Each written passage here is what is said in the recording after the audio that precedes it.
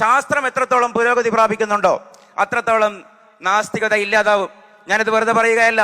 ഒരു 10-15 കൊല്ലങ്ങൾക്ക് മുമ്പ് 185ഓളം, ഇനി ആ എണ്ണത്തിൽ പിടിച്ചു തൂങ്ങേണ്ടതില്ല, അത്രയും അവയവങ്ങൾ വെസ്റ്റീജിയസ് ആണ് എന്നുള്ള ആർഗ്യുമെന്റ് നാസ്തിക ലോകത്തുണ്ടായിരുന്നു. കോക്കിക്സിനെ സംബന്ധിച്ച്, അപ്പൻഡിക്സിനെ സംബന്ധിച്ച്, അതേപോലെ ഈ പ്യൂബിക് ഹെയറിനെ സംബന്ധിച്ച്, ചെവിക്കുടയെ സംബന്ധിച്ച്, അതിനെക്കുറിച്ചൊക്കെ അത് വെറുതെയാണ്, ദൈവത്തിന്റെ ആസൂത്രണം പാളി എന്ന് പറഞ്ഞ ആളുകളാണ്. ഹൈഡ്രജൻ ബലൂണിൽ സ്പേസിൽ പോകാം, കീടനാശിനി ക്യാൻസറിന് കാരണമാകില്ല എന്നൊക്കെ പറഞ്ഞ ആളുകളാണ്. പക്ഷെ ഇന്ന് അത് പറയാൻ പറ്റുമോ? കണ്ണട ചെവിക്കുടയിൽ തൂക്കിയിട്ട് ചെവിക്കുടയൊക്കെ വെറുതെയാണ് എന്നൊരു നാസ്തികൻ പറയുന്നത് ഇതുപോലെയാണ്. അതേപോലെയാണ് ഇവരുടെ അവസ്ഥ. മാത്രവുമല്ല, ഇവിടെ ഒരു ധാരണയുണ്ട്, ശാസ്ത്രം വികസിക്കുമ്പോൾ മതം തോറ്റുപോകുമെന്ന്. അതൊരു അപ്പൂപ്പൻ സിൻഡ്രോമാണ്. വിസ്മയിപ്പിക്കുന്നത് ഏതാണോ കൂടുതൽ അതിനെ ആരാധിക്കുക എന്നുള്ള പഴയകാലത്തെ ജവഹർലാൽ നെഹ്റു